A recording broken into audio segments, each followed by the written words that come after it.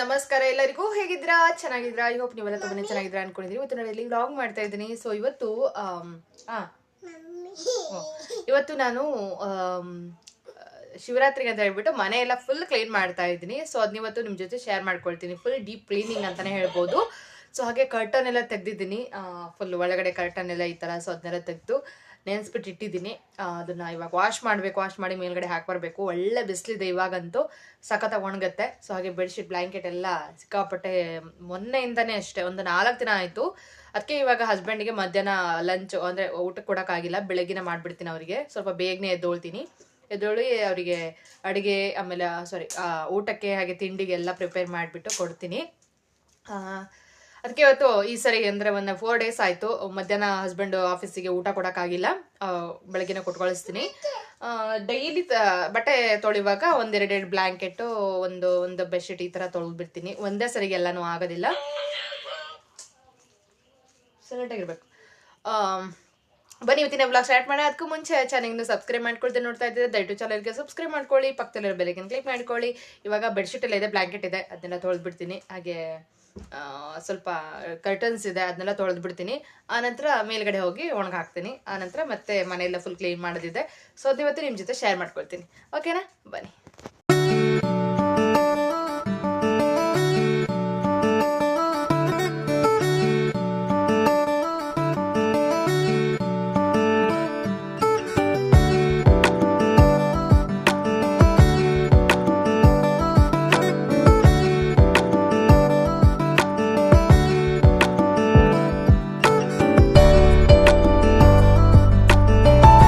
ಪ್ರತಿ ಸಲ ಹಬ್ಬ ಬಂದಾಗ ಅಂದ್ಕೊಂಡಿರ್ತೀನಿ, ವಾರಕ್ಕೊಂದ್ಸರಿನಾದ್ರು ಮನೆಯೆಲ್ಲ ಫುಲ್ ಕ್ಲೀನ್ ಮಾಡ್ತೀವಿ, ನಾವು ಡೀಪ್ ಕ್ಲೀನ್ ಮಾಡ್ತೀವಿ. ಅಂದರೆ 2 ದಿನಕ್ಕೊಂದ್ಸರಿ 3 ದಿನಕ್ಕೊಂದ್ಸರಿ ನಾನು ಬ್ಲ್ಯಾಂಕೆಟ್ ಎಲ್ಲ ತೊಳೆದಾಕ್ಬಿಡ್ತೀನಿ. ಸುಮ್ಮನೆ ಹಬ್ಬ ಹಾಗೆ ಮಾಡಿದ್ರಾಯ್ತು, ಏನು ಕ್ಲೀನ್ ಮಾಡ್ಕೊಳ್ಳೋದು ಬೇಡ ಅಂತ. ಬಟ್ ಏನಾಗುತ್ತೆ ಅಂತ ಅಂದರೆ, ಹಬ್ಬ ಒಂದು ವಾರ ಇದೆ ಅಂತ ಅಂದಾಗ ಮನಸ್ಸು ತಡೆಯೋದಿಲ್ಲ, ಅದಾಗೆ ಕೈ ಹೋಗ್ಬಿಡುತ್ತೆ ಕ್ಲೀನ್ ಮಾಡಲಿಕ್ಕೆ ಅಂತ. ಈ ಸರಿನೂ ಹಾಗೆ ಆಯಿತು.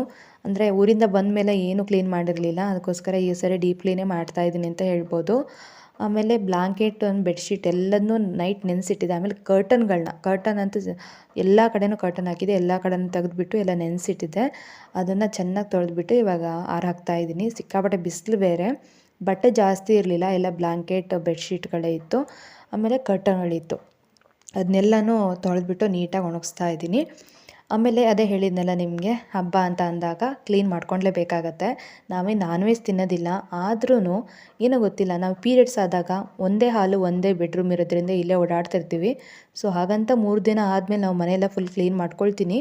ಆದರೂ ಹಬ್ಬ ಅಂತ ಅಂದಾಗ ಏನೋ ಒಂಥರ ಕಸಿವಿಸಿ ಅನಿಸುತ್ತೆ. ನಮಗೂ ಪೂಜೆ ಮಾಡಬೇಕಾದ್ರೆ ಏನೋ ಒಂಥರ ಒಳ್ಳೆಯದು, ಅಂದರೆ ಒಂದು ಗುಡ್ ಫೀಲಿಂದ ಪೂಜೆ ಮಾಡಬೇಕು. ಮಾಡಬೇಕಾದ್ರೆ ನಮಗೆ ಅಯ್ಯೋ ಕ್ಲೀನ್ ಮಾಡ್ಕೊಳ್ಳಿಲ್ಲಲ್ಲ ಹಂಗೆ ಹಿಂಗೆ ಅನ್ನಿಸ್ಬಾರ್ದು. ಅದಕ್ಕೋಸ್ಕರ ನಾನು ಡೀಪ್ ಕ್ಲೀನ್ ಮಾಡ್ತಾಯಿದ್ದೀನಿ ಇವತ್ತು. ಫುಲ್ ನಿನ್ನೆನೂ ಇವತ್ತು 2 ದಿನವೂ ಮಾಡ್ತಾಯಿದ್ದೀನಿ. ನಿನ್ನೆ ಎಲ್ಲ ಪಿಲ್ಲೋ ಕವರ್ ಆಗಿರ್ಬೋದು, ಆಮೇಲೆ ಇನ್ನೂ ಸ್ವಲ್ಪ ಬೆಡ್ಶೀಟ್ ಇತ್ತು, ಅದನ್ನೆಲ್ಲ ತೊಳೆದು ಹಾಕಿದೆ. ಹಾಗೆ ಹಸ್ಬೆಂಡ್ ಊರಿಂದ ಬಂದ ಮೇಲಂತೂ ಅವ್ರದ್ದು ಸ್ವಲ್ಪ ಬಟ್ಟೆಗಳಿತ್ತು, ಅದನ್ನು ಕೂಡ ವಾಶ್ ಮಾಡಿ ಹಾಕಿದ್ದೆ ನೆನ್ನೆ. ಇವತ್ತು ಸ್ವಲ್ಪ ಡೀಪಾಗಿ ಜಾಸ್ತಿನೇ ಕ್ಲೀನ್ ಮಾಡ್ಕೊಳ್ತಾ ಇದ್ದೀನಿ. ಅಂದರೆ ನಾಳೆ ಅಂತೂ ಆಗೋದಿಲ್ಲ. ನಾಳೆ ಗುರುವಾರ ಬಂದು ಬಾಬಾ ದೇವಸ್ಥಾನಕ್ಕೆ, ರಾಘವೇಂದ್ರ ಸ್ವಾಮಿ ದೇವಸ್ಥಾನಕ್ಕೆ ಹೋಗೋದಿದೆ. ಒಂದು ಹರಕೆ ಬೇರೆ ಕಟ್ಕೊಂಡ್ಬಿಟ್ಟಿದ್ದೀನಿ, ಗುರುವಾರ ಉಪವಾಸ ಮಾಡ್ತೀನಿ, ರಾಘವೇಂದ್ರ ಸ್ವಾಮಿ ದೇವಸ್ಥಾನಕ್ಕೆ ಹೋಗಿ ಹೆಜ್ಜೆ ನಮಸ್ಕಾರ ಮಾಡ್ತೀನಿ ಅಂತ ಮನವಿ ತಿಟ್ಕೊಂಡು ಯಾವ ಥರ ಮಾಡ್ತೀನಿ ಅಂತ ದೇವರಿಗೆ ಗೊತ್ತು. ಸೊ ಏನೋ ಹರಿಸ್ಕೊಂಡ್ಬಿಟ್ಟಿದ್ದೀನಿ, ಮಾಡಲೇಬೇಕು 5 ವಾರ. ಅದು ಯಾಕೆ ಅಂತ ಹೇಳ್ಬಿಟ್ಟು ನೆಕ್ಸ್ಟ್ ಹೇಳ್ತೀನಿ, ಯಾವಾಗಾದರೂ ಹೇಳಬೇಕು ಅನಿಸಿದರೆ ನಾನು ಹೇಳ್ತೀನಿ, ನಿಮ್ಮ ಜೊತೆ ಶೇರ್ ಮಾಡ್ಕೊಳ್ತೀನಿ. ಸೊ ಹಾಗೆ ಇವಾಗ ಹಬ್ಬಕ್ಕೆ ಬಂದುಬಿಡೋಣ. ಶಿವರಾತ್ರಿ ಹಬ್ಬ ನಮಗೆ ನಮಗೆ ಅಂದರೆ ಎಲ್ಲರಿಗೂ, ಬಟ್ ನಮ್ಮದು ಲಿಂಗ ಇದೆಯಲ್ಲ, ಸೊ ಅದನ್ನು ಪೂಜೆ ಮಾಡ್ಕೊಳ್ತೀವಿ ನಾವು. ಮೇನ್ ಹಬ್ಬ ಅಂತಲೇ ಹೇಳ್ಬೋದು. ಸೊ ನಮ್ಮದು ಆತ್ಮಲಿಂಗ ಇರುತ್ತೆ, ಅದು ಲಿಂಗುಕಾಯಲ್ಲಿ. ಸೊ ಅದನ್ನು ಇಟ್ಕೊಂಡು ಪೂಜೆ ಮಾಡ್ಕೊಳ್ತೀವಿ, ಪ್ರತಿದಿನ ಮಾಡ್ತೀವಿ. ಬಟ್ ಈ ಶಿವರಾತ್ರಿಯಲ್ಲಿ ಅದು ಮೇನ್ ಹಬ್ಬ ಆಗಿರೋದ್ರಿಂದ ಸ್ವಲ್ಪ ಚೆನ್ನಾಗೇ ಪೂಜೆ ಮಾಡಬೇಕಾಗತ್ತೆ. ಅದಕ್ಕೋಸ್ಕರ ಮನೇನ ಸ್ವಲ್ಪ ಡೀಪ್ ಕ್ಲೀನ್ ಮಾಡ್ಕೊಳ್ತಾ ಇದ್ದೀನಿ. ಸೊ ಬನ್ನಿ, ಇವತ್ತಿನ ವ್ಲಾಗಲ್ಲಿ ಫುಲ್ ಕ್ಲೀನಿಂಗ್ ವ್ಲಾಗ್ ಇದು. ನಿಮಗೆಲ್ಲ ಐ ಹೋಪ್ ಇಷ್ಟ ಆಗುತ್ತೆ ಅಂತ ಅಂದ್ಕೊಂಡಿದ್ದೀನಿ. ಕೆಲವೊಂದಿಷ್ಟು ಟಿಪ್ಸ್ಗಳನ್ನ ಕೂಡ ನಾನು ಆದಷ್ಟು ಟ್ರೈ ಮಾಡ್ತೀನಿ. ಹಾಕಾಯ್ತು ನೋಡಿ, ಮುಖ ಎಲ್ಲ ಯಾವ ಥರ ಆಗಿದೆ ಅಂತ. ಬಿಸಿಲಿಗೆ ಹೋಗಿ ಬಂದಿದ್ದು ಫುಲ್ ಡಲ್ ಆಗಿಬಿಡುತ್ತೆ ಮುಖ. ಮನ್ವಿತ್ ಬೇರೆ ಮನೇಲೇ ಇದ್ದ. ಸೊ ಮನೇಲೇ ಇರೋದವನು, ಆಚೆ ಎಲ್ಲೋ ಫ್ರೆಂಡ್ ಜೊತೆ ಆಟಾಡೋಕೆ ಹೋಗಿರಲಿಲ್ಲ. ಸೊ ಅವನು ಇಟ್ಕೊಂಡು ಡೀಪ್ ಕ್ಲೀನ್ ಯಾವ ಥರ ಮಾಡ್ತೀನಿ ಅಂತ ಹೇಳಿ ನೀವೇ ನೋಡಿ. ಫುಲ್ ತಲೆ ಕೆಡಿಸ್ತಾ ಇದ್ದ ಅವನು. ಇದು ವಿಡಿಯೋ ಬಂದುಬಿಟ್ಟು 1.5 ತಾಸಿತ್ತು. ನಾನೆಲ್ಲ ಸ್ವಲ್ಪ ಸ್ಪೀಡ್ ಮೊಮೆಂಟ್ ಮಾಡಿಬಿಟ್ಟು ಇದನ್ನು ಕಮ್ಮಿ ಮಾಡಿದ್ದೀನಿ ಅಂತ ಹೇಳ್ಬೋದು. ಇಷ್ಟು ತಲೆ ತಿಂತಿದ್ದ ಅಂತ ಅಂದರೆ ನಾನು ಯಾವ್ದು ಬೇಡ ಅಂತೀನಿ ಅದನ್ನೇ ಮಾಡೋದು. ಆಮೇಲೆ ಅದು ಏನೋ ಫೋಲ್ಡ್ ಮಾಡಿಟ್ಟು ಅದನ್ನ ಹಾಳು ಮಾಡೋದು ಆ ಥರ ಎಲ್ಲ ಮಾಡ್ತಾಯಿದ್ದ.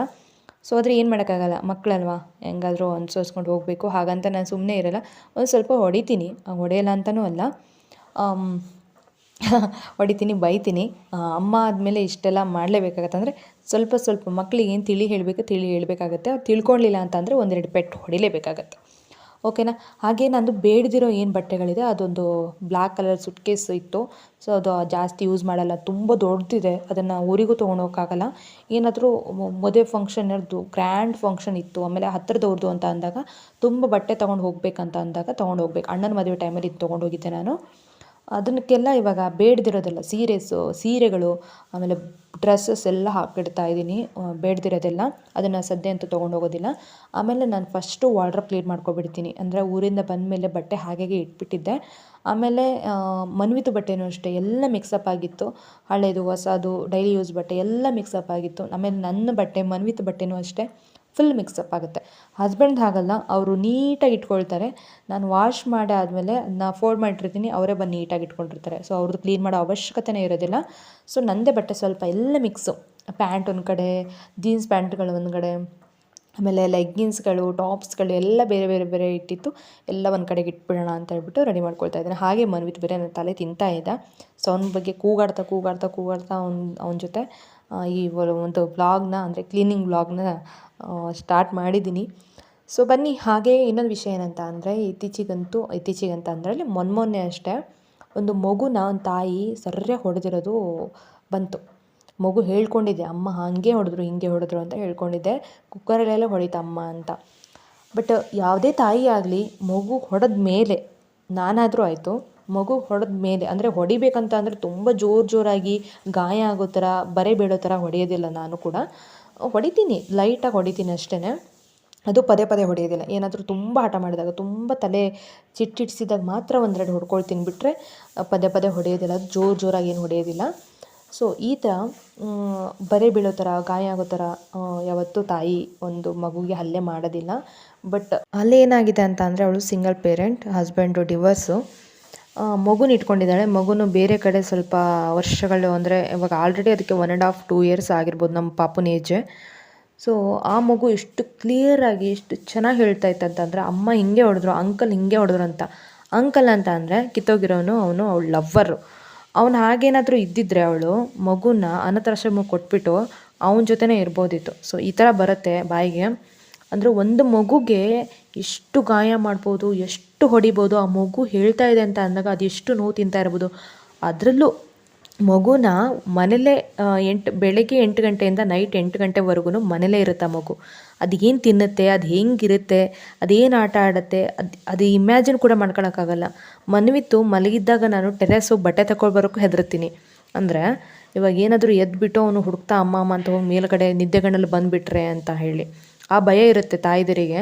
ಸೊ ಇವಳು ತಾಯಿನೇ ಅಲ್ಲ ಅಂತ ಹೇಳೋಕ್ಕೆ ಇಷ್ಟಪಡ್ತೀನಿ ನಾನು.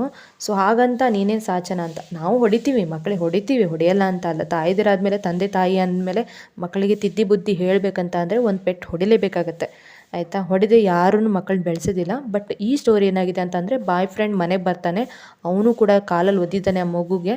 ಅದೆಷ್ಟು ಚೆನ್ನಾಗಿ ಹೇಳ್ತಾ ಇದೆ ಅಂತ, ಚೆನ್ನಾಗಿ ಅಂತಂದರೆ ಅದೇನೋ ಒಂದು ಇದಲ್ಲ, ಬಟ್ ಅದು ಹೇಳ್ತಾ ಇದೆ, ಎಷ್ಟು ಕ್ಲಿಯರಾಗಿ ಹೇಳ್ತಾ ಇದೆ. ಅದು ಅಮ್ಮನೇ ಹೊಡೆದ್ರು, ಅಮ್ಮ ಕುಕ್ಕರಲ್ಲೇ ಹೊಡೆದ್ರು, ತಲೆ ಗಾಯ ಆಗಿದೆ, ಹಣೆಯಲ್ಲಿ ಗಾಯ ಆಗಿದೆ, ಕೈ ಬೆಳ್ಸಂದಿ ಎಲ್ಲ ಗಾಯ, ಆಮೇಲೆ ಫುಲ್ ಕೈಯೆಲ್ಲ ಮೈಯೆಲ್ಲ, ಅದು ಮೈಯೇ ತೊಳೆದಿಲ್ಲ ಆ ಮಗು, ಆ ಥರ ಇಟ್ಕೊಂಡಿದ್ದಾಳೆ ಆ ಮಗುನ.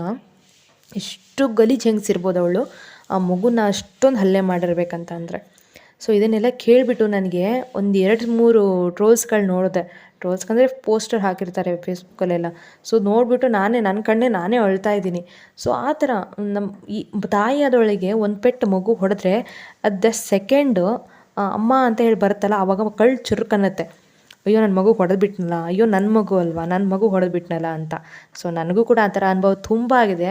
ಮನ್ವಿತಿಗೆ 1 ವರ್ಷದ ಒಳಗೆ ನಾನು ಯಾವತ್ತೂ ಅವನಿಗೆ ಒಂದು ಏಟು ಹೊಡೆದಿಲ್ಲ. 1 ವರ್ಷ ಆದಮೇಲೆ, 1.5 ವರ್ಷದ ಮೇಲೆ, ಇನ್ನು 6 ಮಂತ್ ಆಗಿದೆ ಅಷ್ಟೇ. ಸೊ ತುಂಬ ಹಠ ಮಾಡ್ದ. ಆಮೇಲೆ ಬೇರೆಯವ್ರ ಮನೆಗೆ ಹೋದಾಗ ಹೇಗೆ ಬಿಹೇವಿಯರ್ ಕಲಿಸ್ಬೇಕು ನಾವು ಮಕ್ಕಳಿಗೆ, ಇವಾಗಿನ ಕಲಿಸೋದು. ಆವಾಗ ಈಗ ಹೇಳ್ತಾರೆ, ಮಗು ಹೊಡಿಬೇಡ, ಹಂಗೆ ಮಾಡಬೇಡ, ಹಿಂಗೆ ಮಾಡಬೇಡ ಅಂತ. ಬಟ್ ಅದು ಏನಾದರೂ ಅವ್ರ ಮನೇಲಿ ಹೋಗಿ ಮಾಡಿದ್ರೆ ಅವ್ರು ಹೇಳ್ತಾರೆ ಏನು ಕಲಿಸಿದ್ದೀನಿ ಮಗುಗೆ ಅಂತ. ಸೊ ಆ ಥರ ಒಂದು ಸಿಚುವೇಶನ್ ಬರಬಾರ್ದು ಅಂತ ಮಕ್ಕಳಿಗೆ ಹೊಡಿಬಾರ್ದು. ಬಟ್ ಅವರು ಅಷ್ಟು ತಿಳ್ಕೊಳಕ್ಕಾಗಿಲ್ಲ ಅಂತ ಅಂದರೆ ಒಂದು ಪೆಟ್ಟು ಕೊಟ್ಟರೆ ತಪ್ಪಿಲ್ಲ ತಂದೆ ತಾಯಿ. ಬಟ್ ಇಷ್ಟೊಂದು ಕ್ರೂರವಾಗಿ ಒಂದು ಮಗು ಜೊತೆ, ಅದು ಹೆತ್ತ ಮಗುನೇ, ಆ ಮಗು ಜೊತೆ ನಡ್ಕೊಳ್ತಾಳೆ ಅಂತ ಅಂದರೆ ಅವಳು ಏನು ತಾಯಿ ಆಗಿರ್ಬೋದು? ನೀವೇ ಥಿಂಕ್ ಮಾಡಿ. ಈಗ ನಾನು ಆಗಲೇ ಹೇಳ್ದಂಗೆ ಒಂದು ಪೆಟ್ಟು ಹೊಡೆದ್ಮೇಲೆ ಅಯ್ಯೋ ನನ್ನ ಮಗು ಅಲ್ವಾ ಅಂತ ಹೇಳಿ ಅನಿಸುತ್ತೆ. ಅದು ಬರೆ ಬಿದ್ದಿರಲ್ಲ, ಗಾಯ ಆಗಿರಲ್ಲ, ಏನಿಲ್ಲ. ಒಂದು ಪೆಟ್ಟು ನಾನು ಹೊಡೆಯೋದು ಬೆನ್ನಿಗೆ ಮಾತ್ರ ಹೊಡೆಯೋದು, ನಾನು ಬೇರೆ ಕಡೆ ಎಲ್ಲೂ ಹೊಡೆಯೋದಿಲ್ಲ. ಕೆನ್ನೆ ಆಗಿರ್ಬೋದು, ಕೈಗೆ ಹೊಡಿತೀನಿ, ಆಮೇಲೆ ಬೆನ್ನಿಗೆ ಹೊಡಿತೀನಿ. ಬಿಟ್ಟರೆ ಬೆನ್ನು ಅಂತ ಅಂದರೆ ಕೈ, ಅದೇ ಭುಜ ಥರ ಅಲ್ಲಿ ಹೊಡ್ಕೊಳ್ತೀನಿ. ಆಮೇಲೆ ಕಾಲಿಗೆ, ತೊಡೆಗೆ. ಅದು ಬಿಟ್ಟರೆ ಬೇರೆ ಎಲ್ಲೂ ಆ ಥರ ಎಲ್ಲ ದೊಡ್ಡದಾಗಿ ಬರೆ ಬೀಳೋ ಥರ ಯಾವತ್ತೂ ಹೊಡೆದಿಲ್ಲ.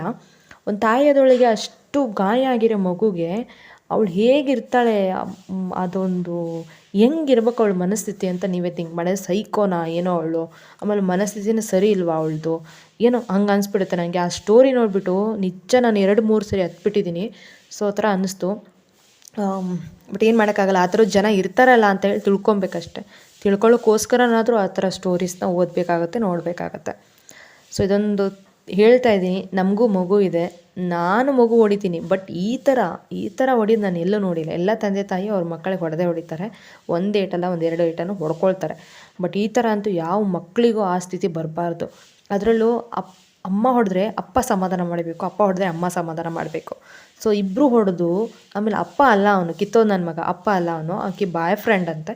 ಅವ್ನು ಕಾಲೆಲ್ಲ ಒದ್ದಿದ್ದಾನೆ, ಅಂಕಲ್ ಕಾಲಲ್ಲಿ ಒದ್ದಿ ಎಷ್ಟು ಚೆನ್ನಾಗಿ ಮಾತಾಡ್ತಾಯಿತ್ತು. ಅದು ನೋಡಿಬಿಟ್ಟು ನಂಗೆ ಕಣ್ಣಲ್ಲಿ ನೀರು ಬಂದುಬಿಡ್ತು ಅದು ನೋಡಿಬಿಟ್ಟು. ಸೊ ಈ ಥರ ಎಲ್ಲೋ ಜನ ಇರ್ತಾರಲ್ವ. ಸೊ ಬಿಡಿ ಹೋಗಲಿ, ನಮ್ಮ ಕ್ಲೀನಿಂಗ್ ಬಂದುಬಿಡೋಣ. ಫಸ್ಟ್ ನಾನು ಬಟ್ಟೆ ಫೋಲ್ಡ್ ಮಾಡಿಟ್ಟು ಬಂದೆ. ಹಾಗೆ ಹಸ್ಬೆಂಡ್ದು ಹೊಸ ಬಟ್ಟೆನೇನಿದೆ ಅದೆಲ್ಲ ಅವರು ವಾರ್ಡ್ರೋಬಲ್ಲಿ ಇಟ್ಟೆ. ಆಮೇಲೆ ಮನ್ವಿತದ್ದು ಹೊಸ ಬಟ್ಟೆಗಳನ್ನ ಇಟ್ಟಾಯಿತು. ಆನಂತರ ಇಲ್ಲಿ ನಮ್ಮದು ಫ್ರಿಜ್ ಇದೆಲ್ಲ, ಅದ್ರ ಪಕ್ಕದಲ್ಲೇ ನಾನು ನೀರಿಂದು ಟ್ಯಾಂಕ್ ಇಟ್ಕೊಂಡಿದ್ದೀನಿ. ಅದು ಟೇಬಲ್ ಕೆಳಗಡೆ ಫುಲ್ಲು ಡಸ್ಟ್ ಆಗಿತ್ತು. ಸೊ ಅದನ್ನೆಲ್ಲ ಕ್ಲೀನ್ ಮಾಡಿಕೊಂಡೆ, ಚೆನ್ನಾಗೇ ಕ್ಲೀನ್ ಆಯಿತು. ಸೊ ಓಕೆ, ಫುಲ್ ಡಸ್ಟ್ ಅಂತಂದರೆ ಮನೇಲಿ ನಾವು ಡೈಲಿ ನೆಲ ಒರೆಸ್ತೀವಿ, ಡೈಲಿ ಕಸ ಗುಡಿಸ್ತೀವಿ. ಕಸ ಗುಡಿಸೋದು ಎಷ್ಟು ಸರಿ ಗುಡಿಸ್ತೇವೆ ಗೊತ್ತಿಲ್ಲ. ನೆಲ ಮಾತ್ರ ನಾನು 1-2 ಟೈಮ್ ಅಂತೂ ಒರೆಸ್ತೀನಿ. ಯಾಕಂದರೆ ನಂಗೆ ಸ್ವಲ್ಪನಾದರೂ ಏನಿದು ಗಲೀಜಾದರೆ ನಂಗೆ ಇಷ್ಟ ಆಗಲ್ಲ. ಆಮೇಲೆ ವೈಟ್ ಟೈಲ್ಸ್ ಆಗಿರೋದ್ರಿಂದ ಕ್ಲೀನ್ ಮಾಡ್ಕೊಳ್ತಾನೆ ಇರಬೇಕಾಗುತ್ತೆ. ಹಾಗೆ ಬಿಟ್ಟರೆ ಅದು ಅದೇ ಹಾಗೆ ಕೂರುತ್ತೆ. ಆಮೇಲೆ ಇದು ಇರುತ್ತಲ್ವ, ಎಡ್ಜ್ ಇರುತ್ತಲ್ವ, ಸೊ ಅದೆಲ್ಲ ಹಾಗೆ ಬ್ಲ್ಯಾಕ್ ಹಾಗೆ ಕೂರ್ತಿರುತ್ತೆ. ಸೊ ಅದಕ್ಕೆ ಕ್ಲೀನಾಗಿ ಒರೆಸ್ಕೊಬೇಕು. ಸೊ ನಂತರ ಫ್ರಿಜ್ ಕವರೊಂದು ಬೆಳಗ್ಗೆ ತೆಗೆದಿರೋದು ನೆನಪಿರಲಿಲ್ಲ. ಹಸ್ಬೆಂಡು ಟೇಬಲ್ ಅದೇ ಟಿಪಾಯ್ ಕವರೊಂದು ತೆಗೆದುಕೊಟ್ಟು ಹೋದರು. ಸೊ ಫ್ರಿಜ್ ಕವರ್ ತೆಗೆದಿರಲಿಲ್ಲ. ಓಕೆ, ಫ್ರಿಜ್ ಕವರ್ನೊಂದು ತೆಗೆದು ಬಿಟ್ಬಿಡೋಣ, ಅದನ್ನು ತೊಳೆದಾಕ್ಬಿಡೋಣ ಅಂತ. ಅದೊಂದು ಬಿಟ್ಬಿಟ್ರೆ ಆಮೇಲೆ ಅದೊಂದು ಅನಿಸುತ್ತೆ ಇದೊಂದು ತೊಳಿಬೋದಿತ್ತಲ್ವ ಅಂತ. ಸೊ ಅದಕ್ಕೆ ಇದನ್ನು ತೊಳೆದ್ಬಿಡೋಣ ಅಂತಬಿಟ್ಟು ಅದ್ರ ಐಟಮ್ಸ್ ಎಲ್ಲ ತೆಗೆದಿಡ್ತಾ ಇದ್ದೀನಿ, ಅದ್ರ ಜೊತೆ ಇದ್ದಿದ್ದೆಲ್ಲ.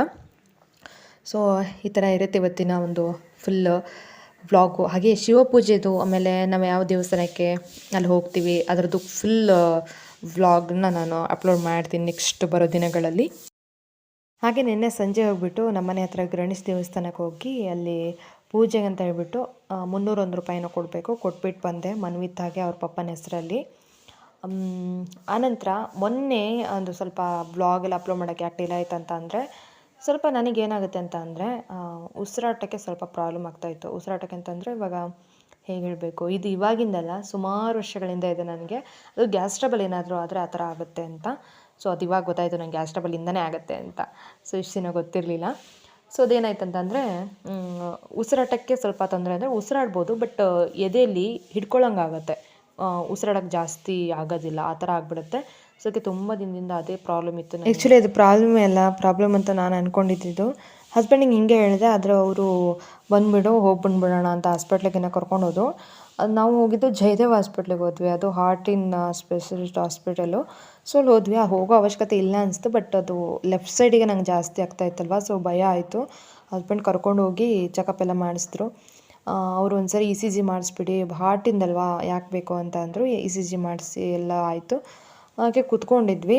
ಆವಾಗ ಒಂದು ಆಂಟಿ ಪಾಪ ಅವ್ರ ಹಸ್ಬೆಂಡ್ನ ಕರ್ಕೊಬಂದ್ರು. ಆಂಟಿ ಎಲ್ಲ ಅಜ್ಜಿ, ಅದು ಹಸ್ಬೆಂಡ್ನ ಕರ್ಕೊಬಂದಿದ್ರು. ಅವ್ರ ಮಗಳು ಅಳಿಯ ಎಲ್ಲ ಬಂದಿದ್ದರು. ಪಾಪ ಅವರಿಗೆ ಯಾವುದೊಂದು ಬೇರೆ ಹಾಸ್ಪಿಟ್ಲಲ್ಲೆಲ್ಲೋ ಅಡ್ಮಿಟ್ ಮಾಡಿದ್ರಂತೆ. 1.5 ಲ್ಯಾಕ್ ಆಗುತ್ತೆ ಅಂತ ಹೇಳಿದ್ದಕ್ಕೆ ಭಯ ಪಟ್ಕೊಂಡು ಅವರು ಜಯದೇವ ಬಂದರು. ಬಟ್ ಅಲ್ಲಿ ಸ್ವಲ್ಪ ಫಾರ್ಮಾಲಿಟೀಸ್ ಎಲ್ಲ ಆಗಬೇಕಲ್ವ, ಅದಕ್ಕೆ ಸ್ವಲ್ಪ ಟೈಮ್ ತೊಗೊಳ್ತು. ಪಾಪ ಅವ್ರು ಅಳ್ತಾ ಇದ್ದಾರೆ. ಏನು ಮಾಡೋದಮ್ಮ, ಅಲ್ಲಿ ಇವಾಗ ಅಡ್ಮಿಟ್ ಮಾಡ್ಕೊಂಡು ಅಲ್ಲಿ 20,000 ಕೇಳ್ತಾ ಇದ್ದಾರೆ, ಏನು ಮಾಡಲಿ ನಾನು, ಏನು ಯಾರು ಕೊಡೋರೆಲ್ಲ ಇವಾಗ ಫೋನೇ ರಿಸೀವ್ ಮಾಡ್ತಾಯಿಲ್ಲ, ಏನು ಮಾಡಲಿ ಅಂತ ಹೇಳ್ತಾ ಇದ್ರು ಪಾಪ. ನನ್ನ ಜೊತೆ ಶೇರ್ ಮಾಡ್ತಾಯಿದ್ರು. ಅವ್ರ ಹಸ್ಬೆಂಡ್ ಕೂಡ ಅವರಿಗೆ ಸ್ವಲ್ಪ ಅಂದರೆ ಬ್ಲಡ್ ಬ್ಲಾಕ್ ಆಗಿದಂತೆ ಹಾರ್ಟಲ್ಲಿ. ಸೊ ಅದನ್ನು ರಿಮೂವ್ ಮಾಡಬೇಕು, ಅದಕ್ಕೋಸ್ಕರ ಆಪ್ರೇಷನ್ ಮಾಡಲೇಬೇಕು ಅಂತ. ಸ್ವಲ್ಪ ಅವರಿಗೆ ಏಜ್ ಆಗಿದೆ, ತಡ್ಕೊಳ್ಳೋ ಶಕ್ತಿ ಕೂಡ ಇಲ್ಲ ಅಂತ ಹೇಳಿದರು. ಪಾಪ ನಂಗೆ ಬೇಜಾರಾಯಿತು, ಹೆಂಗಲ್ವಾ ಅಂತ ಹೇಳಿ. ಬಟ್ ನಾವೇ ಆ ಸಿಚುವೇಶನ್ ಇರೋದ್ರಿಂದ ಯಾವುದೇ ಸಹಾಯ ಮಾಡೋಕ್ಕಾಗಲಿಲ್ಲ. ಇಲ್ಲ ಅಂತಂದರೆ ನಾನೇನು ಕೈಯಲ್ಲಿ ಆಗುತ್ತೆ ಅದನ್ನು ಕೊಟ್ಟು ಬರ್ತಿದ್ದೆ. ಸೀರಿಯಸ್ಲಿ ಆ ಒಂಟಿ ನೋಡ್ರೆ ನಂಗೆ ಹಂಗೆ ಅನ್ನಿಸ್ತು. ಅಷ್ಟು ಹೇಳ್ಕೊಳ್ತಾ ಇದ್ರು ಅವರು. ಫೋನ್ ಕೂಡ ಮಾಡ್ತಾಯಿದ್ರು, ಅವರಿಗೆ ಇವರಿಗೆ ಫೋನ್ ರಿಸೀವ್ ಮಾಡ್ತಿರಲಿಲ್ಲ ಅವರು. ಅದೇ ಹೇಳ್ತಾಯಿದ್ರು, ಇಬ್ಬರು ಹೆಣ್ಮಕ್ಳು, ನನಗೆ ಗಂಡು ಮಕ್ಕಳಿಲ್ಲ, ಗಂಡು ಮಕ್ಕಳಿದ್ರೆ ಏನಾರು ನೋಡ್ಕೊಳ್ತಿದ್ರಲ್ಲ ಅಂತ ಹೇಳಿ. ಪಾಪ ಹೆಣ್ಮಕ್ಳಾದರೆ ಇವಾಗ ನೋಡ್ತಾ ಇದ್ದಾರೆ, ಅವರೇ ನೋಡ್ತಾ ಇದ್ದಿದ್ದು ಇವಾಗ ಹೆಣ್ಮಕ್ಳೇ. ಓಕೆ, ಅದೆಲ್ಲ ನೋಡಿಕೊಂಡು ಜಯದ ಹಾಸ್ಪಿಟ್ಲಿಗೆ ಹೋಗಿ ರಿಪೋರ್ಟ್ ತೊಗೊಂಬಂದ್ವಿ. ಬ್ಲಡ್ ಟೆಸ್ಟ್ ಎಲ್ಲ ಮಾಡಿದ್ರು, ಅದೆಲ್ಲ ಆಯಿತು. ಡಾಕ್ಟ್ರ್ ಏನಿಲ್ಲಮ್ಮ, ಗ್ಯಾಸ್ಟ್ರಿಕ್ ಹಂಗಾಗುತ್ತೆ, ಚೆನ್ನಾಗಿ ನೀರು ಕುಡೀರಿ ಅಂತ ಅಂದರು. ಬಟ್ ನನಗೆ ಯಾವ ಡಾಕ್ಟ್ರಿಗೆ ಹೋಗಿ ಏನು ಟೆಸ್ಟ್ ಮಾಡಲಿ, ಬರೀ ಇದನ್ನೇ ಹೇಳೋದು, ಚೆನ್ನಾಗಿ ನೀರು ಕುಡಿಯಮ್ಮ, ಏನಾಗೋದಿಲ್ಲ ಅಂತ. ಸೊ ಈ ಮುಂಚೆ ಪಾಪು ಆಗಿಲ್ಲ ಅಂತ ಹೇಳಿ ಒಂದು ಟೆಸ್ಟ್ ಮಾಡಿಸಿ 6,000 ಏನೋ ಆಗಿತ್ತು, 6,000 ಆಗಿತ್ತು. ಆವಾಗೂ ಟೆಸ್ಟಲ್ಲಿ ನೋಡಿಬಿಟ್ಟು, ರಿಪೋರ್ಟಲ್ಲಿ ನೋಡಿಬಿಟ್ಟು ಚೆನ್ನಾಗಿ ನೀರು ಕುಡಿ, ಏನು ತೊಂದರೆ ಇಲ್ಲ ಅಂತೇಳಿ. ಹೀಗೆ ನನಗೆ ಯಾವುದೇ ಒಂದು ಟೆಸ್ಟ್ ಮಾಡಲಿ, ಚೆನ್ನಾಗಿ ನೀರು ಕುಡಿ, ಏನು ತೊಂದರೆ ಇಲ್ಲ ಅಂತ. ಚೆನ್ನಾಗಿ ನೀರು ಕುಡಿತಾ ಇರ್ತೀನಿ, ಬಟ್ ಅದು ಯಾವ ಥರ ಕುಡಿಬೇಕು ಅಂತ ಗೊತ್ತಿಲ್ಲ. ಸೊ ಇದಾಯಿತು ಮೊನ್ನೆ, ಅದಕ್ಕೋಸ್ಕರ ಯಾವುದೋ ಒಂದು ವೀಡಿಯೋ ಮಾಡ್ಕೊಳ್ಳೋಕ್ಕೂ ಆಗಿಲ್ಲ, ಹಾಗೆ ಅಪ್ಲೋಡ್ ಮಾಡೋಕ್ಕೂ ಆಗಿಲ್ಲ. ಸೊ ಸಾರಿ, ಅದಕ್ಕೋಸ್ಕರ ಡಿಲೇ ಆಗಿ ವಿಡಿಯೋ ಬರ್ತಾ ಇದೆ. ಅದಕ್ಕೋಸ್ಕರ ಇವತ್ತು ಫುಲ್ ಜಾಸ್ತಿ ಲಾಂಗ್ ವಿಡಿಯೋನೂ ಅಪ್ಲೋಡ್ ಮಾಡಿದ್ದೀನಿ. ಸ್ಕಿಪ್ ಮಾಡದೆ ಫುಲ್ ನೋಡಬೇಕು, ಓಕೆನಾ. ಆಮೇಲೆ ನೋಡಿ, ಇವಾಗ ಕಿಚನ್ ಎಲ್ಲ ಕೆಳಗಡೆ ಎಲ್ಲ ಫುಲ್ ವಾರ್ಡ್ರೋಬ್ ಕ್ಲೀನ್ ಆಯಿತು. ಮೇಲ್ಗಡೆ ಸ್ವಲ್ಪ ಸೆಲ್ಫ್ ಮೇಲೆಲ್ಲ ಬಾಕ್ಸೆಲ್ಲ ಇತ್ತಲ್ಲ ಗ್ರಾಸರಿದು, ಅದೆಲ್ಲ ಕ್ಲೀನ್ ಮಾಡ್ಕೊಳ್ತಾ ಇದ್ದೀನಿ. ಸೊ ನಂಗೆ ಈ ಥರ ಕ್ಲೀನ್ ಮಾಡೋದು ಇಷ್ಟ, ಬಟ್ ಮನ್ವಿತನ ಇಟ್ಕೊಂಡು ಕ್ಲೀನ್ ಮಾಡೋದಿದೆಯಲ್ಲ, ನನ್ನ ಮಗ ಇದನ್ನೆಲ್ಲ ತರಲ್ಲೇ ನನ್ನ ಮಗವನು. ಯಾಕಂದರೆ ಒಂದು ಹತ್ರ ಇರೋಲ್ಲ. ನಾನು ಏನಾರು ಹಾಕಿಟ್ಟೆ, ಮಮ್ಮ ಅದು ಮಾಡಲಾ, ಮಮ್ಮ ಇದು ಮಾಡಲಾ, ಹಾಂ ಮಾಡು ಮಗನೇ ಅಂದರೆ ಬೇಡ ಅಂತಿರ್ತಾನೆ. ಸೊ ಪರವಾಗಿಲ್ಲ, ನಾನು ಮಗ ಇಬ್ಬರು ಕ್ಲೀನ್ ಮಾಡಿದ್ವಿ. ಹಸ್ಬೆಂಡ್ ಅದನ್ನೇ ಹೇಳ್ತಾಯಿದ್ರು, ಸಂಜೆ ಮಾಡ್ಕೊಳ್ಳೋಂತೆ ಬಿಡು ಅಂತ. ಸಂಜೆ ನಾವು ಮಾಡೋಂಗಾಗಲ್ಲ, ಮಾಡ್ತಾ ಇದ್ಮೇಲೆ ಮಾಡ್ತಾ ಇರಬೇಕಷ್ಟೇ. ಅಂದರೆ ಫಿನಿಷ್ ಮಾಡಿಬಿಡ್ಬೇಕು ಮಾಡಿ, ಅದನ್ನು ಮತ್ತೆ ನಾಳೆಗೆ ಇಟ್ಕೊಳ್ಳೋಣ, ನಾಡ್ದಿಗೆ ಇಟ್ಕೊಳ್ಳೋಣ ಅಂತಂದರೆ ಆಗೋಲ್ಲ. ಸಂಜೆ ಬೇರೆ ಮತ್ತೆ ನಾನು ಊಟಕ್ಕೆ ಅಡುಗೆ ರೆಡಿ ಮಾಡಬೇಕು. ಆ ಟೈಮಲ್ಲಿ ಯಾವ ಥರ ಮಾಡೋಕ್ಕಾಗತ್ತಲ್ವ. ಸೊ ಅದಕ್ಕೆ ಸ್ವಲ್ಪ ಡೀಪ್ ಕ್ಲೀನ್ ಮಾಡಿಕೊಂಡೆ. ಆನಂತರ ನನ್ನ ವಾರ್ಡ್ರೋಬ್ ಕ್ಲೀನ್ ಮಾಡಿದೆ. ಆಮೇಲೆ ಇದು ಟಿಪಾಯಿ, ನಮ್ಮದು ತುಂಬ ಗ್ರಾಸರೀಸು, ಆಮೇಲೆ ಐಟಮ್ ಎಲ್ಲ ಹಿಡಿಯೋದೇ ಈ ಟಿಪಾಯಿ. ಹಾಗೆ ಮನ್ವಿತು ನೀರು ಬಾಟ್ಲ್ ಅಂತೂ ನೋಡ್ತಾ ಇದ್ದೀರಾ ನೀವು, ಬಿಸ್ಲೇರಿ ಬಾಟ್ಲು, ಅದೆಲ್ಲ ಒಂದೇ. ಸೊ ಈ ಥರ ಎಲ್ಲ ವಾರಕ್ಕೊಂದ್ಸರಿ ತಂದುಬಿಟ್ಟಿರ್ತಾರೆ. ಆಮೇಲೆ ಗ್ರಾಸರೀಸ್ ಏನಾರು ತಂದರೆ ಅದು ಹಂಗೆ ಇಟ್ಬಿಡ್ತೀವಿ. ಸೊ ಅದನ್ನೆಲ್ಲ ತಗೊಂಡು ಒಂದು ಕಡೆ ಇಡ್ತಾ ಇದ್ದೀನಿ. ಹಸ್ಬೆಂಡ್ ಮೊನ್ನೆ ಅಷ್ಟೇ ಕ್ಲೀನ್ ಮಾಡಿದ್ರು, ಬಟ್ ಆಫೀಸಿಂದ ಬಂದಮೇಲೆ ಮತ್ತೆ ಏನಾದರೂ ಇಡಬೇಕಂತಂದರೆ ಹಂಗೆ ಗರಬರಿ ಮಾಡೋದಷ್ಟೇ. ಸೊ ನಂತರ ಗ್ರಾಸರೀಸೆಲ್ಲ ಇವಾಗ ಮತ್ತೆ ಬಕೆಟೆಲ್ಲ ಹಾಕಿಟ್ಟಿದ್ನಲ್ಲ. ಸೊ ಗ್ರಾಸರಿಗೆ ಏನಂತ ಅಂದರೆ, ನಮಗೆ ಒಂದು ಸ್ಪೇಸಸ್ ಇಲ್ಲ ಗ್ರಾಸರೀಸ್ ಇಡೋಕ್ಕೆ ಅಂತ ಹೇಳ್ಬಿಟ್ಟು. ಇಲ್ಲಿ ಅಡುಗೆ ಮನೇಲೂ ಇಡೋಕ್ಕೆ ಜಾಗ ಇಲ್ಲ, ಅದಕ್ಕೋಸ್ಕರ ನಾವು ಬಕೆಟಲ್ಲಿ ಹಾಕಿಟ್ಟಿದ್ದೀವಿ. ಅದೇನಾಗಲ್ಲ, ಸೀಲು ಹೊಡೆದಿರೋದಲ್ವ, ಸೊ ಈ ಥರ ಹೊಸದಿರುತ್ತೆ. ಸೊ ಅದನ್ನು ನಾವು ಹಾಗೆ ಇಟ್ಬಿಡ್ತೀನಿ. ಆನಂತರ ಫುಲ್ ಕ್ಲೀನಿಂಗ್ ಐಟಮ್, ಇದು ಫುಲ್ ಈ ಕಬೋರ್ಡ್ ಇದೆಯಲ್ಲ, ಫುಲ್ ಕ್ಲೀನಿಂಗ್ ಐಟಮ್ ಇದೆ ಅಲ್ಲಿ.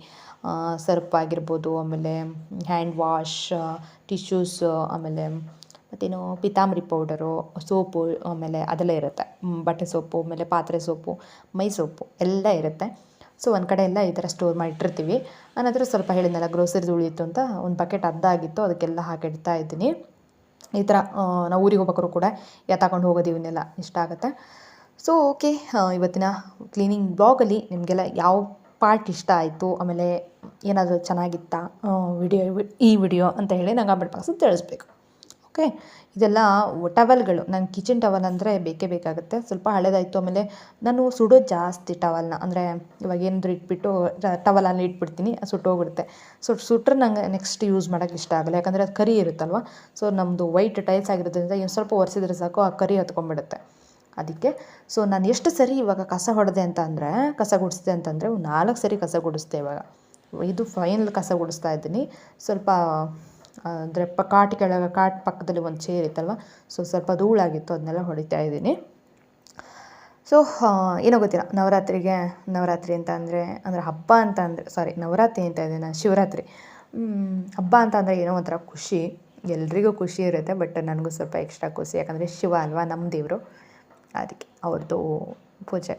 ಆಮೇಲೆ ಹೂವು ತರಬೇಕು. ಹೂವು ಅಂತೂ ಸಿಕ್ಕಾಪಟ್ಟೆ ರೇಟ್ ಆಗುತ್ತೆ. ಇವಾಗೇ ಕೇಳಬೇಡಿ ನೀವು, 100 ಗ್ರಾಮಿಗೆ 30 ರೂಪಾಯಿ ಅಂತೆ. 100 ಗ್ರಾಮ್ ಅಂತ ಅಂದರೆ 10 ಹೂವು ಬರೋಲ್ಲ, ಅಷ್ಟು ಕಮ್ಮಿ ಬರುತ್ತೆ. ಸೊ ಅದನ್ನೇ ಏನು ಮಾಡೋಕ್ಕಾಗಲ್ಲ. ಸ್ವಲ್ಪ ಹಬ್ಬಗಳಂತ ಅಂದರೆ ಈ ಥರ ಎಲ್ಲ ಡಿಮ್ಯಾಂಡ್ ಇದ್ದೇ ಇರುತ್ತೆ, ಹೂಗಳಿಗೆ, ಹಣ್ಣುಗಳಿಗೆ, ಕಾಯಿಗಳಿಗೆಲ್ಲ. ಸೊ ಕಾಯಿಗಳೆಲ್ಲ ಇದೆ, ಹಣ್ಣು ತರಬೇಕು, ಹೂವು ತರಬೇಕು. ಸೊ ಹಸ್ಬೆಂಡ್ಗೆ ಹೇಳಿದ್ದೀನಿ ತರ್ತೀನಿ ಅಂತ ಹೇಳಿದ್ದಾರೆ. ಸೊ ಹಾಗೆ ಮನ್ವಿತದ್ದು ಲಿಂಗ ಕೂಡ ರೆಡಿ ಇದೆ. ಅಮ್ಮ ಕಟ್ಸ್ಕೊಬಂದಿಟ್ಟಿದ್ರು. ಅಲ್ಲಿ ನಮ್ಮ ಊರ ಕಡೆ ಎಲ್ಲ ಆತ್ಮಲಿಂಗ ಕಟ್ಸ್ಕೊಡ್ತಾರೆ. ಮನ್ವಿತಿಗೆ ಕೊಡ್ತಾರಲ್ವ ಆತ್ಮಲಿಂಗ, ಅದಕ್ಕೆ ಬ್ಲ್ಯಾಕ್ ಕಲರ್ ಲಿಂಗ ಅಂದರೆ ನಮ್ಮದು ಆತ್ಮಲಿಂಗ ಏನು ರೆಡಿ ಮಾಡ್ಬೇಕು ಅದು ಮಾಡಿಕೊಡ್ತಾರೆ. ಸೊ ಅದು ಮಾಡಿಸ್ಕೊಬಂದಿದ್ದಾಯಿತು. ಈ ಸರಿ ಮನ್ವಿತದ್ದು ಲಿಂಗ ರೆಡಿ ಇದೆ. ಅದಕ್ಕೋಸ್ಕರ ನಾನು ನವರಾತ್ರಿ ಒಳಗೆ ಬೇಕಮ್ಮ, ಶಿವರಾತ್ರಿ ಒಳಗೆ ಬೇಕಮ್ಮ ಅಂತ ಹೇಳ್ಬಿಟ್ಟು ಅಮ್ಮಂಗೆ ಫೋರ್ಸ್ ಮಾಡಿ ಓಡಿಸ್ಬಿಟ್ಟು ಮಠಕ್ಕೆ ಅಲ್ಲಿಂದ ತೊಗೊಬಂದಿರೋದು. ಸೊ ಓಕೆ, ಬನ್ನಿ ಎಷ್ಟು ಕ್ಲೀನ್ ಆಯಿತು ನೋಡಿ, ಮನೆ ಫುಲ್ ಕ್ಲೀನ್ ಆಯಿತು. ಆನಂತರ 29 ರೂಪಾಯಿ kg ಅಕ್ಕಿ ಯಾರು ತೊಗೊಂಡ್ರಾ ಇಲ್ವಾ? ತುಂಬ ಚೆನ್ನಾಗಿದೆ ಅಕ್ಕಿ. ನಿಮಗೆ ಊಟ ಮಾಡೋಕ್ಕೆ ಬೇಡ ಅಂತಂದರೆ ದೋಸೆ ಇಡ್ಲಿಗಾರು ನೆನೆಸ್ಬೋದು, ಸಖತ್ತಾಗಿರುತ್ತೆ, ಚೆನ್ನಾಗಿ ಬರುತ್ತೆ ದೋಸೆ ಇಡ್ಲಿ. ನಾನು ಒಂದು ಸರಿ ಮಾಡಿದ್ದೆ, ಚೆನ್ನಾಗಿ ಬಂದಿತ್ತು. ಸೊ ಅದಕ್ಕಾದರೂ ಯೂಸ್ ಮಾಡ್ಕೊಳ್ಳಿ, ತುಂಬ ಚೆನ್ನಾಗಿದೆ. 29 ರೂಪಾಯಿ kg ಅಕ್ಕಿ ಎಲ್ಲೂ ಸಿಗೋದಿಲ್ಲ. ನಿಮ್ಗೆ ರೇಷನ್ ಅಕ್ಕಿ ಬೇಕಂತ ಅಂದ್ರೂ ಆ ರೇಟಿಗೆ ಸಿಗ್ಬೋದು, ಬಟ್ ರೇಷನ್ ಅಕ್ಕಿದೆ ಬೇರೆ ಅಲ್ವಾ. ಸೊ ಅದು ಕೂಡ ರೇಷನ್ ಅಕ್ಕಿ ಚೆನ್ನಾಗಿರುತ್ತೆ. ನಾವು ಇಡ್ಲಿ ದೋಸೆ ಎಲ್ಲ ಮಾಡೋದು ರೇಷನ್ ಅಕ್ಕಿದೆ, ತುಂಬ ಚೆನ್ನಾಗಿರುತ್ತೆ. ಸೊ ಓಕೆ, ಬನ್ನಿ ಇವತ್ತು ಏನೆಲ್ಲ ಆಗ್ತಾ ಬಂತು ಫೈನಲ್ ಆಗಿ ಯಾವ ಥರ ಅರೇಂಜ್ ಮಾಡಿದ್ದೀನಿ, ಆಮೇಲೆ ಯಾವ ಥರ ಕ್ಲೀನ್ ಕಾಣ್ತಾ ಇದೆ ಅಂತ ಹೇಳ್ಬಿಟ್ಟು ಲಾಸ್ಟ್ ಒಂದು ಕ್ಲಿಪ್ಪಿಂಗ್ ಎಲ್ಲ ಇದೆ, ಅದು ನೋಡ್ಕೊಳ್ಳಿ. ಓಕೆನಾ?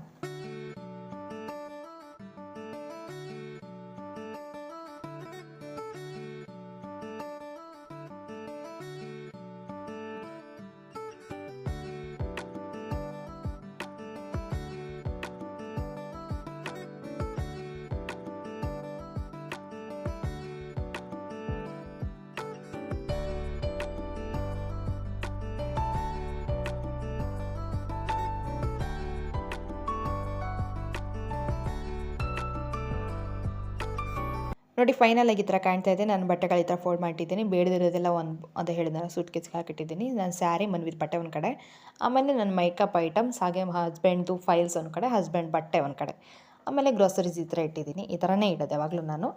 ಸೊ ಇದೇ ಥರ ಇರುತ್ತೆ. ಸ್ವಲ್ಪ ಅಕ್ಕಿ ಖಾಲಿ ಆಗಿದೆ, ಕೆಳಗಡೆ ಇದೆ, ಅದನ್ನ ಹಾಕಿಟ್ಕೊಬೇಕು. ಸೊ ಅದನ್ನೊಂದು ಮರ್ತೋಯ್ತು ನೋಡಿ. ಆಮೇಲೆ ಮೇಲ್ಗಡೆ ಈ ಥರ ಎಲ್ಲ ಒರೆಸಿ ಕ್ಲೀನಾಗಿ ಇಟ್ಕೊಂಡಿದ್ದೀನಿ. ಓಕೆ, ಕಿಚನ್ ಎಲ್ಲ ಎಷ್ಟು ಕ್ಲೀನ್ ಮಾಡಿ ಇಟ್ಕೊಂಡಿದ್ದೀನಿ ನೋಡಿ, ಪಳ ಅಂತ ಇದೆ ಅಲ್ವಾ. ನಾನು ಸ್ವಲ್ಪ ಲೈಸಲೆಲ್ಲ ಯೂಸ್ ಮಾಡಿದ್ದು ಜಾಸ್ತಿ ಕಿಚನಿಗೆ. ಸ್ವಲ್ಪ ಡೇಂಜರೇ ಜಾಸ್ತಿ ಯೂಸ್ ಮಾಡೋದು, ಬಟ್ ಚೆನ್ನಾಗಿ ಅಂದರೆ ಕ್ಲೀನ್ ಆಗುತ್ತೆ ಅಂತಬಿಟ್ಟು ಯೂಸ್ ಮಾಡ್ತೀನಿ. ಸೊ ಈ ಥರ ಎಲ್ಲ ಆಯಿತು. ಆಮೇಲೆ ಇದಕ್ಕೆ ಟೇಬಲ್ ಕವರ್ ಎಲ್ಲ ತೊಳೆದಾಕಿದ್ದೀನಿ, ಅದು ಒಣಗಿದ ಮೇಲೆ ನಾಳೆ ಹಾಕ್ತೀನಿ. ಓಕೆ ಫ್ರೆಂಡ್ಸ್, ಈ ವ್ಲಾಗ್ ಕೂಡ ಇಲ್ಲಿಗೆ ಮಾಡ್ತೀನಿ. ಈ ವ್ಲಾಗ್ ಸ್ವಲ್ಪ ಅಂದರೂ ಇಷ್ಟ ಆಯಿತು ಅಂತ ಅಂದರೆ ಲೈಕ್, ಶೇರ್, ಕಮೆಂಟ್ ಮಾಡಿ. ತಪ್ಪದೇನು ಚಾನಲ್ಗೆ ಸಬ್ಸ್ಕ್ರೈಬ್ ಮಾಡ್ಕೊಳ್ಳಿ. ಸಬ್ಸ್ಕ್ರೈಬ್ ಮಾಡ್ಕೊಳ್ಳೋದು ಮಾತ್ರ ಮರಿಬಾರ್ದು. ಓಕೆನಾ? ಮತ್ತೆ ಸಿಗ್ತೀನಿ. ನಮಸ್ಕಾರ, take care, love you all, bye.